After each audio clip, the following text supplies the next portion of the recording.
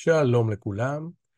זה לא יהיה סרטון על כל הפרמטרים, אבל על הפרמטרים החשובים. נעשה ככה איזה מעבר מהיר, ננסה כל פרמטר ונבין מה כל פרמטר עושה כשאנחנו משתמשים בערכים השונים שלו. בואו נתחיל ליצור בעצם את הכלב החמוד הזה שיש לנו פה. אני אעתיק את הפרומפט הזה, והפרמטר הראשון שאנחנו הולכים לעבוד איתו זה הפרמטר הזה, S, Stylize.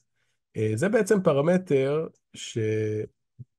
ששולט כמה חופש ויצירתיות אני נותן למידג'רני, או מצד שני, כמה אני רוצה שמידג'רני יהיה נאמן לפרומפט שכתבתי. אז בעצם אני עובד פה בערכים של מ-0 עד 1000. הפרמטר נכתב ככה, מקף מקף S, ואז רווח, ואז מספר בין 0 ל-1000. אוקיי? אפשר לכתוב אותו ידנית, או שאפשר פשוט ללכת בהגדרות, תכף אני אסביר.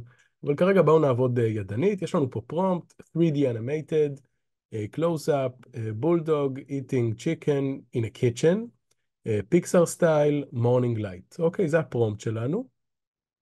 וכרגע אנחנו נתחיל מאפס, ונראה מה אנחנו מקבלים כשאני נותן אפס יצירתיות וחופש למידג'רני. אוקיי, בינתיים אנחנו יכולים כבר לשלוח את הפרומפט הבא, נעלה ל-50, נשלח גם את זה ב-50, ונשלח את זה גם נגיד 150, בסדר?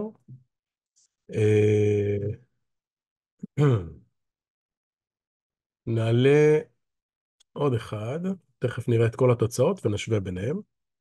נעלה נגיד ל-350, ואחרון נעלה ל-750. בואו נראה את התוצאות שבעצם הפרמטר של Stylize, S, נמצא על 0.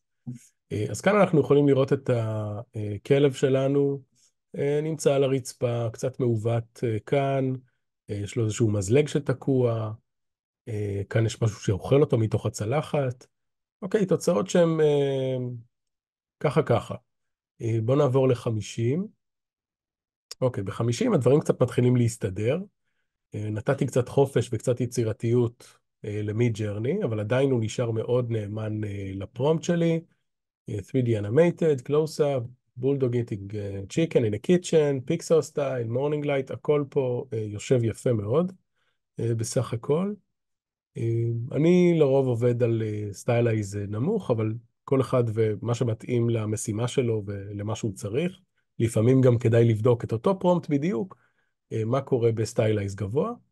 בואו נראה ב-150, כן, אז ב-150 יש לנו כבר קצת יותר יצירתיות, קצת יותר תוספות, פה הוא כבר פותח את הפה, המטבח קצת שונה, כן, איזושהי מפית מסביב לצוואר, יש כבר יותר הבעות פנים, כן, אפשר לראות שב-50 הכל קצת יותר מאופק, אוקיי, וככל שאני עולה, הנה אני כאן ב-150, אז אנחנו רואים מידה יותר גדולה של יצירתיות וחופש. בואו נעבור ל-350. אוקיי, אז ב-350 אנחנו כבר רואים את העניין של החיוכים, כבר ממשיך וממשיך, כאן וכאן. כמובן שאני יכול לציין את זה בפרומפט, אם אני רוצה איזשהו רגש או הבעת פנים, יכולתי לציין את זה. אם לא ציינתי את זה, אז פה זה בדיוק החופש של מידג'רני, מבחינת היצירתיות שלו, לבוא ולהיכנס. אז פתאום אתם רואים אותו מחייך, או עצוב, או קצת כועס. הנה, ו-750, אז ב-750 התוצאות כאלה עוד יותר יפות, כן, עם הרבה יותר כזה עומק שדה רדוד, אתם רואים את הטשטוש הזה כאן מאחורה, כן, האוכל נהיה קצת יותר, כן, מתובל כזה, נראה קצת יותר עשוי, הכל נראה קצת יותר עשוי, וזה נראה תוצאות טובות. שוב, הכל תלוי שימוש, תלוי מה אתם רוצים להשיג. אז זאת הייתה דוגמה ממש פשוטה לאיך אני עובד עם הפרמטר הזה על אותו פרומפט, ואנחנו רואים את התוצאות השונות. מ-750 אפשר גם להגיע ל-1000, אפשר להמשיך אחרי 750. מ-750, אם נרד למטה, נרד, כן, נרד ל-0, אז הנה, זה היה 0 וזה היה 50. אוקיי? הבדל מאוד מאוד גדול.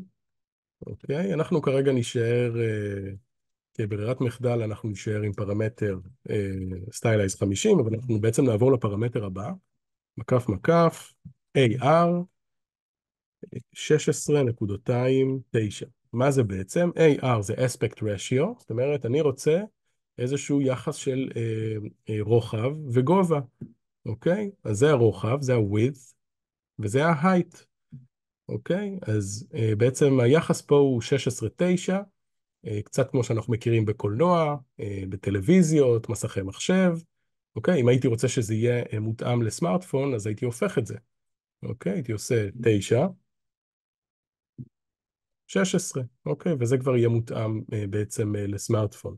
אז בואו נעשה אחד כזה,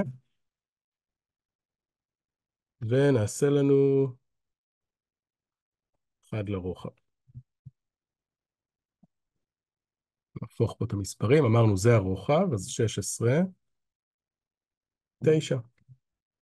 כמובן אתם יכולים להחליט על איזה aspect ratio שאתם רוצים, מידג'רני מאוד גמיש מבחינת היחסים השונים. אתם יכולים להתייחס לזה גם כאל אפילו סנטימטרים או אפילו כפיקסלים. יש לכם, לא יודע, עבודה שאתם צריכים לעשות והיא לדוגמה, לא יודע מה, 900 על 1600 פיקסל, אז זה אותו יחס, כן? כנ"ל לגבי סנטימטרים, אם אתם רוצים להוציא משהו לדפוס, אז אותו דבר, 1.60 על 90 סנטימטר, כן? בסדר? אותו דבר. יכולים להתייחס לזה ככה, היחס הוא בסופו של דבר אותו יחס. אז אנחנו מקבלים פה בעצם את ה-aspect ratio של 9 על 16, משהו שהוא מותאם נגיד לסמארטפון, לאורך, כמו שאנחנו רואים, או לרוחב, 16-9, מה שמתאים לטלוויזיה וקולנוע וכיוצא בזה.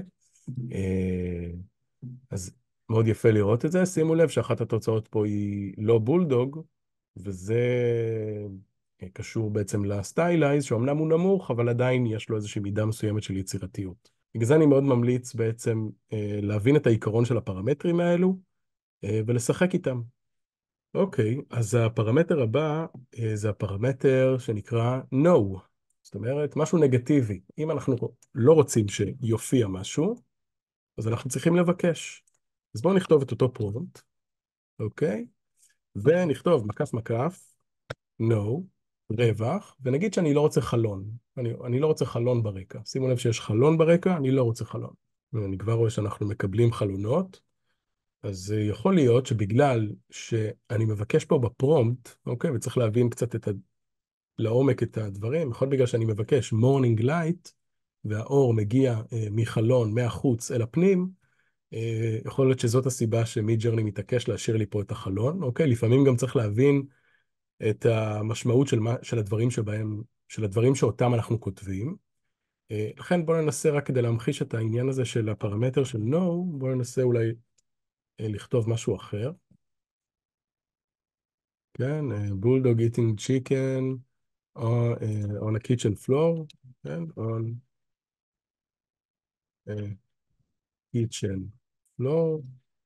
מה שחשוב להבין כאן, זה שכל הזמן אנחנו צריכים להיות גמישים במחשבה שלנו, וכל הזמן להגיב למה שאנחנו רואים, לנסות להבין למה הדברים לא עובדים, לנסות לבוא מכיוונים שונים. אתם רואים, פעם אחת אני בא מהפרמטר עצמו, פעם אחת מהסטיילייז, פעם אחת משינוי הפרומפט, שינוי המיקום, אולי להיות יותר ספציפי.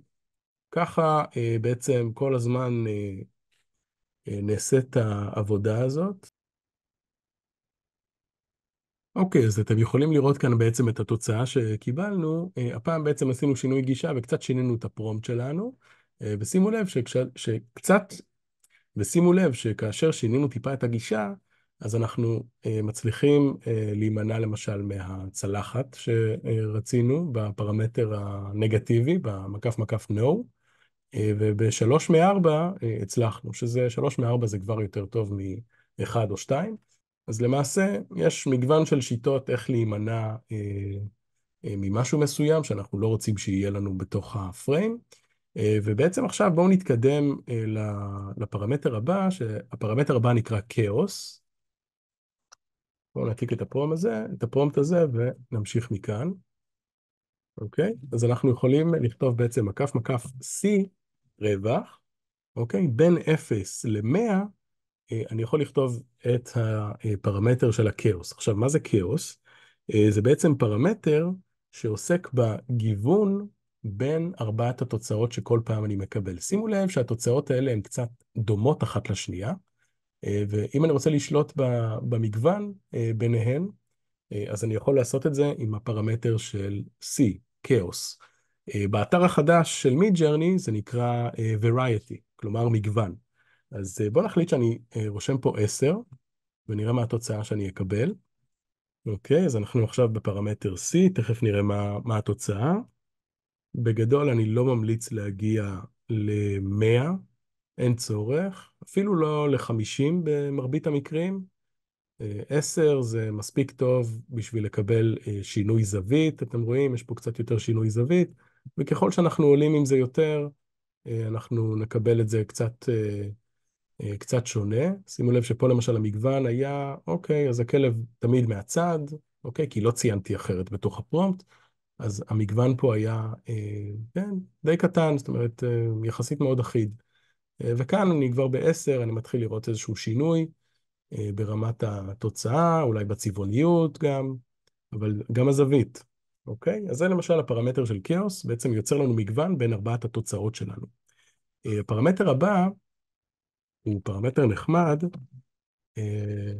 זה פרמטר שנקרא repeat, כף מקף R, ובעצם אני יכול לשלוח את אותה עבודה בדיוק, את אותו פרומפט עם אותם פרמטרים, כמה פעמים. לפעמים בתוצאה השנייה והשלישית, מידג'רני יוצר לי את מה שרציתי. אוקיי, אז במקום שאני אזין את אותו פרומפט בדיוק עוד פעם ועוד פעם ועוד פעם, אני פשוט מראש יכול להגיד בוא נשלח 3 עבודות במכה. אז מקף R רווח 3, בעצם ישלח לי 3 עבודות, 3 פרומפטים, אוקיי? 3 פרומפטים אותו דבר בדיוק במכה. וזה בגלל שלפעמים אנחנו מנסים משהו, ובפעם השנייה או השלישית, מידג'רני כן עושה את מה שאנחנו רוצים. אז זה דווקא פרמטר קטן וחמוד שלרוב לא כל כך משתמשים בו, והוא קצת מקצר לנו זמן בכל התהליך עבודה שלנו. אוקיי, אז אתם רואים שאני בעצם מקבל פה כמה עבודות שונות, פעם אחת מטבח לבן, פעם אחת מהזווית הזאת, פעם אחת מהזווית הזאת. מאוד נחמד לראות את התוצאות, ובעצם אני מקבל 3 פרומפטים בדיוק אותו דבר, במקביל, אז קיבלתי 12 תמונות לבחור מהם. מקצר זמנים בעיניי. הפרמטר הבא שאני רוצה לדבר איתכם עליו, וזה פרמטר הכמעט אחרון שלנו, זה פרמטר שנקרא weird, מקף W. אני יכול להזין ערך בין 0 ל-3000, ובעצם weird נותן לי כל מיני תוצאות שהן קצת יותר ניסיוניות, קצת יותר מוזרות, לחקור בעצם כל מיני אזורים שהם לאו דווקא האזורים האלה שאתם רואים פה, שהם מאוד יפים ואנימטיביים, אלא יותר תוצאות כאלה שהן שונות, מוזרות, חריגות. אז אני יכול נגיד לתת לו ערך של 150, לרוב באזור של כמה מאות, 300, 400, זה בעיניי מספיק. אז לא צריך להגיע ל-3000, אנחנו כבר נראה את התוצאה לדעתי ב-150, אז בואו נסתכל עוד רגע מה יצא לנו. אוקיי, אז אנחנו בעצם קיבלנו פה משהו שהוא יותר לבן, קצת שונה מהאחרים.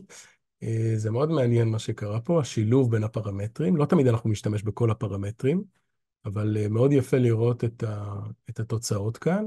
יכול להיות באמת שהפרמטר של weird גובר על הפרמטר של הכאוס, שאמור לייצר לנו מגוון.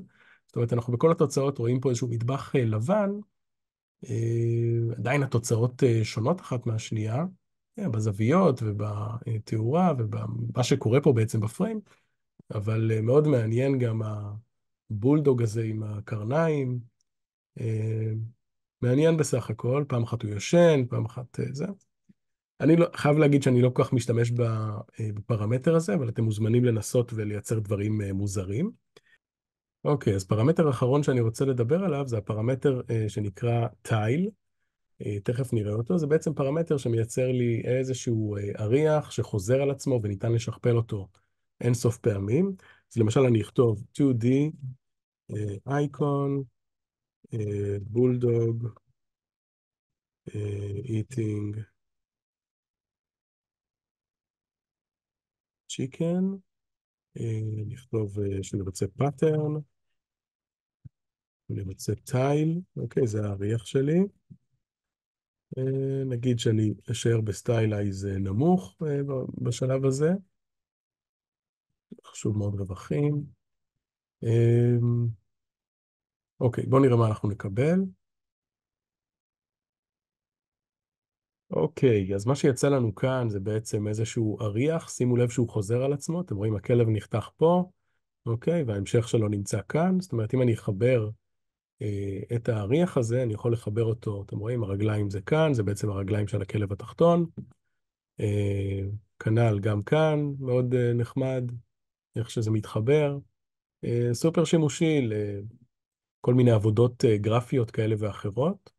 יש תוצאות יותר טובות, יש תוצאות פחות טובות, זאת בעיניי מצוינת. כמובן שיכולתי לציין גם בפרומפט שלי את הצבעוניות וכל טיפול אחר שהייתי רוצה לראות.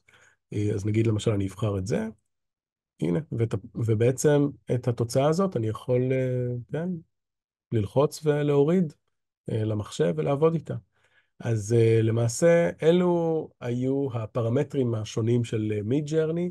יש כמובן עוד פרמטרים, אבל אלו הפרמטרים החשובים לטובת עבודת היצירה הראשונית, כשאנחנו רק עובדים עם הפרומפט שלנו.